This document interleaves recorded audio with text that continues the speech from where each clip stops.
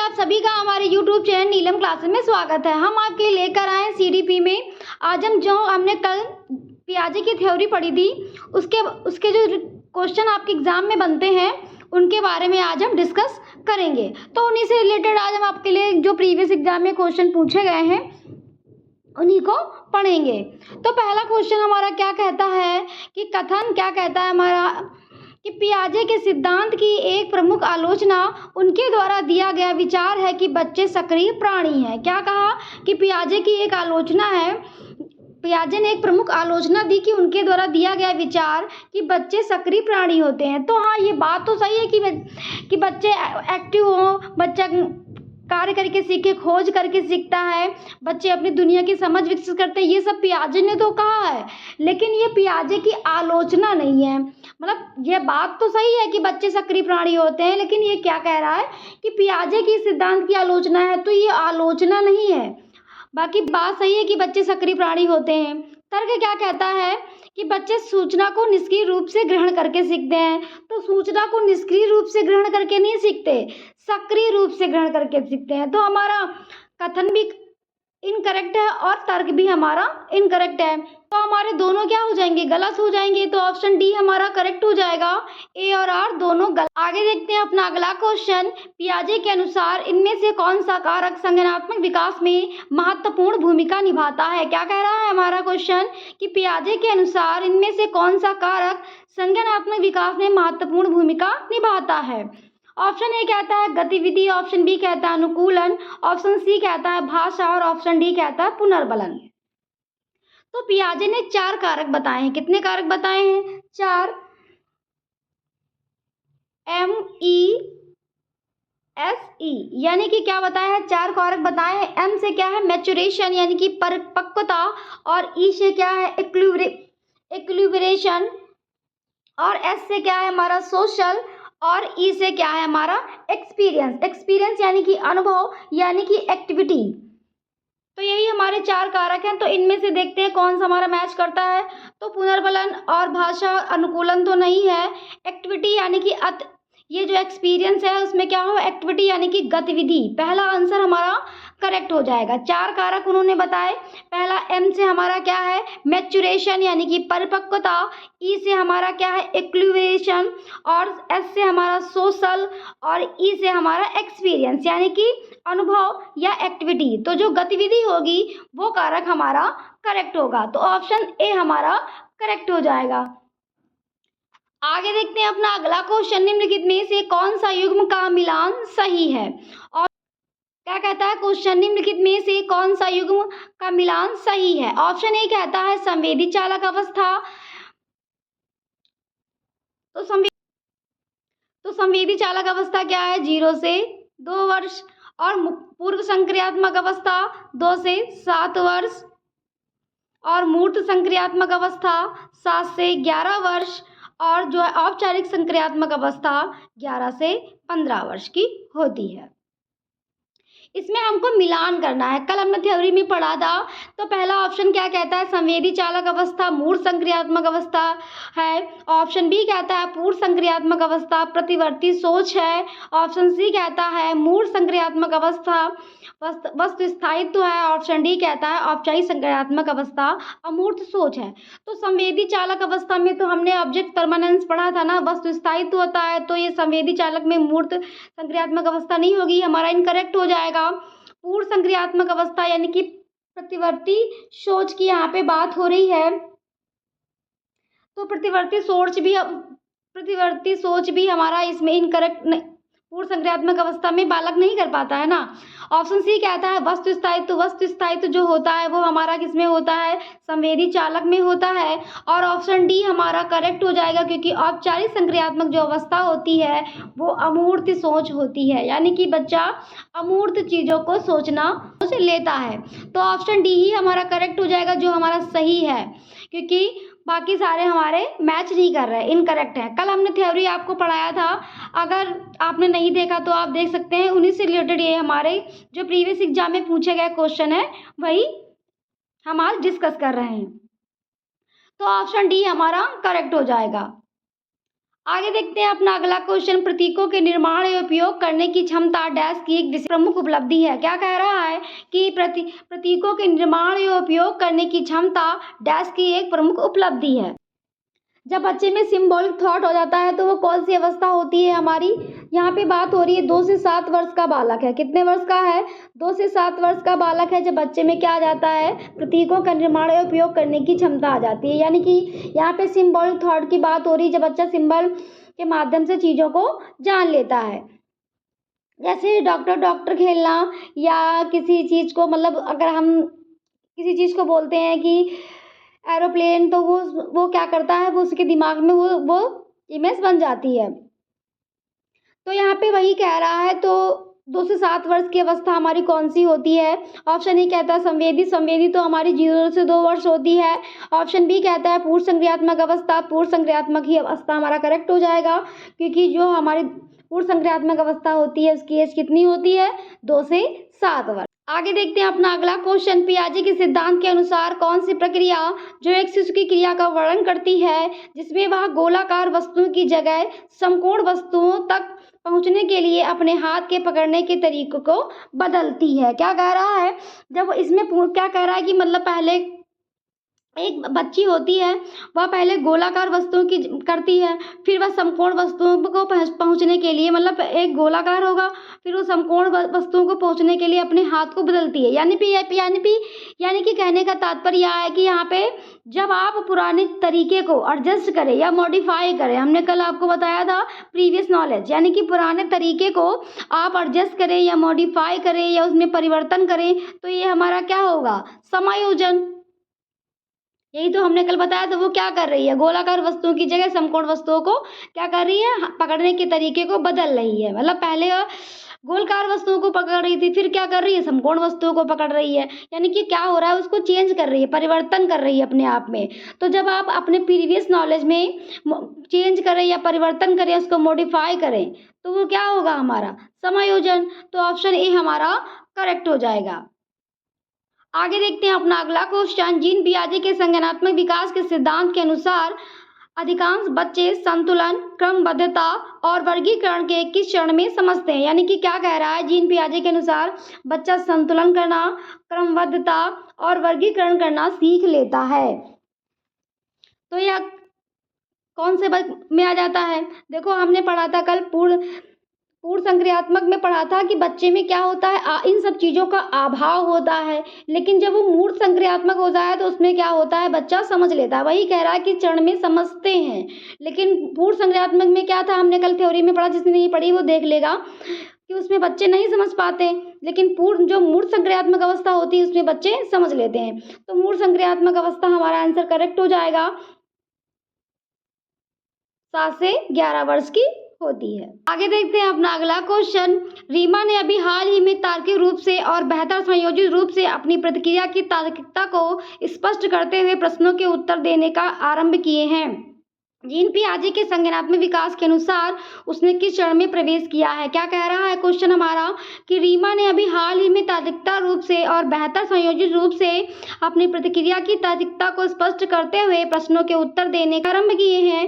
Gene पियाजे के संज्ञानात्मक विकास के अनुसार उसने किस चरण में प्रवेश किया है? यानी कि क्या कह रहा है क्वेश्चन कि बच्चे में तार्किक रूप आ गया है। क्या बच्चा लॉजिक लगाना सीख गया है। तो जहाँ पे बच्चा लॉजिक लगाना सीख जाए, बच्चे में तार्किकता आ जाए और प्रश्नों के उत्तर देने आरंभ किए हों, तो वहाँ पे हमारा कौन सा ऑप्शन करेक्ट होगा? देखते हैं। ऑप्शन ए कहता है संवेदी गात्यात्मक अवस्था, ऑप्शन बी कहता है मूर्त संक्रियात्मक अवस्था, ऑप्शन सी कहता है पूर्व संक्रियात्मक अवस्था और ऑप्शन डी कहता है औपचारिक संक्रियात्मक अवस्था। तो कल हमने आपको थ्योरी में बताया था कि जहाँ पे बच्चा लॉजिक लगाना सीख जाए वो हमारी कौन सी अवस्था होगी? 7 से 11 वर्ष की अवस्था। तो 7 से 11 वर्ष की अवस्था हमारी कौन सी है? मूर्त संक्रियात्मक अवस्था में बच्चा क्या करता है? लॉजिक लगाना सीख लेता है, जो 7 से 11 वर्ष की अवस्था होती है। आगे देखते हैं अपना अगला क्वेश्चन। जीन पियाजे और लॉरेंस कोहलबर्ग द्वारा बताता है कि प्रतिपादित सिद्धांत के बारे में कौन सा कथन सही है? क्या कह रहा है क्वेश्चन हमारा? कि जीन पियाजे और लॉरेंस कोहलबर्ग द्वारा बताता है कि प्रतिपादित सिद्धांत के बारे में कौन सा कथन सही है? ऑप्शन ए कहता है दोनों ने ही वयस्कों में संज्ञानात्मक विकास के सिद्धांत का प्रतिपादन किया। ऑप्शन बी कहता है दोनों दोनों के ही सिद्धांतों में विकास के 8 प्रतिरूप हैं। ऑप्शन सी कहता है दोनों के ही सिद्धांत विकास के मध्य बाल्यावस्था चरण तक सीमित है, और ऑप्शन डी कहता है दोनों के सिद्धांत अवस्थाओं को प्रतिपादित करते हैं। ऑप्शन डी हमारा करेक्ट हो जाएगा, क्योंकि दोनों के सिद्धांत अवस्थाओं को प्रतिपादित करते हैं। पियाजे ने भी अवस्थाएं बताई हैं और लॉरेंस कोहलबर्ग ने भी अपने चरण में अवस्थाओं का वर्णन किया है। आगे देखते हैं अपना अगला क्वेश्चन। जीन पियाजे के अनुसार किसी बच्चे को खिलौना दिखाया जाता है, फिर छुपा दिया जाता है। वह उसे भूलने की बजाय खिलौनों को खोजने की कोशिश करता है। बालक की वह विशेषता डैश अवस्था में पाई जाती है। इस विशेषता को डैश कहते हैं। क्या कह रहा है कि जीन पियाजे के अनुसार जब किसी बच्चे को खिलौना दिखाया जाता है और फिर छुपा दिया जाता है, वह उसे भूलने की बजाय खिलौने को खोजने की कोशिश करता है। बालक में यह विशेषता डैश अवस्था में पाई जाती है। इस विशेषता को डैश कहते हैं। तो हमने कल आपको बताया था कि जहाँ पे ऑब्जेक्ट्स परमानेंस का गुण आ जाता है बच्चे में, क्या आ जाता है, जहाँ पे ऑब्जेक्ट्स परमानेंस का गुण आ जाता है, जहाँ बच्चा छुपी हुई वस्तुओं को ढूंढ लेता है, वो कौन सी अवस्था कल हमने बताई थी, हमारी पहली ही अवस्था हमने आपको बताई थी। 0 से 2 वर्ष का बालक यहाँ पे बच्चा होता है। कितने वर्ष का? 0 से 2 वर्ष का होता है। तो 0 से 2 वर्ष की कौन सी अवस्था है हमारी? ऑप्शन सी हमारा करेक्ट हो जाएगा, संवेदी चालक अवस्था। ऑब्जेक्ट्स परमानेंस का गुण आ जाता है, जिसमें बच्चा छुपी हुई वस्तुओं को ढूंढ लेता है। तो अवस्था कौन सी हुई हमारी? बालक में विशेषता की अवस्था क्या है? संवेदी चालक अवस्था, जो 0 से 2 वर्ष होती है, और वस्तु स्थायित्व। आगे देखते हैं अपना अगला क्वेश्चन। बच्चों में संक्रियात्मक विकास को सुधारित करने के लिए जीन पियाजे डैश को महत्व देते हैं, जबकि लेव वाइगोस्की डैश को महत्वपूर्ण मानते हैं। क्या कह रहा है कि बच्चों में संक्रियात्मक विकास को सुशासित करने के लिए जीन पियाजे डैश को महत्व देते हैं, जबकि लेव वाइगोस्की डैश को महत्वपूर्ण मानते हैं। यहाँ पे क्या कह रहा है कि मतलब जीन पियाजे ने क्या बताया और लेव वाइगोस्की ने क्या बताया? तो ऑप्शन ए कहता है भाषा और क्रियाएं करने में, ऑप्शन बी कहता है क्रियाएं करने में भाषा, ऑप्शन सी कहता है इनाम सजा, और ऑप्शन डी कहता है सजा इनाम। तो सजा इनाम की कोई बात ही नहीं हुई और इनाम सजा की भी कोई बात नहीं है, और ऑप्शन बी जो है वो हमारा करेक्ट हो जाएगा, क्योंकि पहले क्या दिया हुआ है कि पियाजे ने क्या बताया है, तो क्रिया करना यानी कि एक्टिविटी करना के महत्व दिया है, और जबकि लेव वाइगोस्की ने क्या बताया है? भाषा। किसको महत्वपूर्ण मानते हैं? भाषा को महत्वपूर्ण मानते हैं। तो ऑप्शन ए भी ठीक था, लेकिन पहले जो दिया होगा वही करेक्ट होगा। इस बात का आप लोग ध्यान दीजिएगा। तो पहले पियाजे के बारे में दिया है तो क्रियाएं करने में यानी कि एक्टिविटी, और फिर अगला क्या दिया? भाषा, लेव वाइगोस्की। तो भाषा को कौन सबसे महत्वपूर्ण मानता है? लेव वाइगोस्की। तो ऑप्शन बी हमारा करेक्ट हो जाएगा।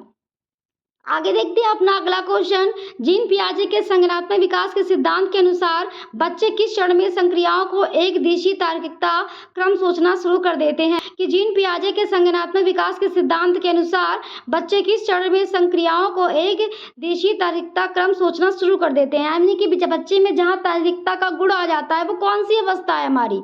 ऑप्शन ए कहता है संवेदी गामक अवस्था, ऑप्शन बी कहता है पूर्ण संक्रियात्मक अवस्था, ऑप्शन सी कहता है मूल संक्रियात्मक, और ऑप्शन डी कहता है औपचारिक संक्रियात्मक अवस्था।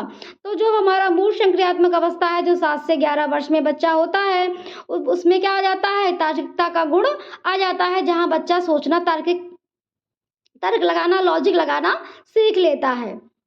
आगे देखते हैं अपना अगला क्वेश्चन। जीन पियाजे के सिद्धांत के अनुसार अपने वातावरण से अनुकूलन की प्रक्रिया में शामिल होता है। क्या कह रहा है कि जीन पियाजे के सिद्धांत के अनुसार अपने वातावरण से अनुकूलन की प्रक्रिया में शामिल होता है। क्या शामिल होता है? ऑप्शन ए कहता है केवल समावेशन, ऑप्शन बी कहता है केवल समायोजन, और ऑप्शन सी कहता है समावेशन और समायोजन दोनों, ऑप्शन डी कहता है ना तो समावेशन ना तो समायोजन। तो अपने वातावरण के अनुकूल कौन शामिल होगा? यानी कि क्या होगा हमारा? समावेशन और समायोजन दोनों ही करेक्ट होगा। कल हमने आपको अनुकूलन की 2 प्रक्रियाएं बताई थी। एक बताई थी हमने अनुकूलन यानी कि एडेप्टेशन की 2 प्रक्रियाएं बताई थी।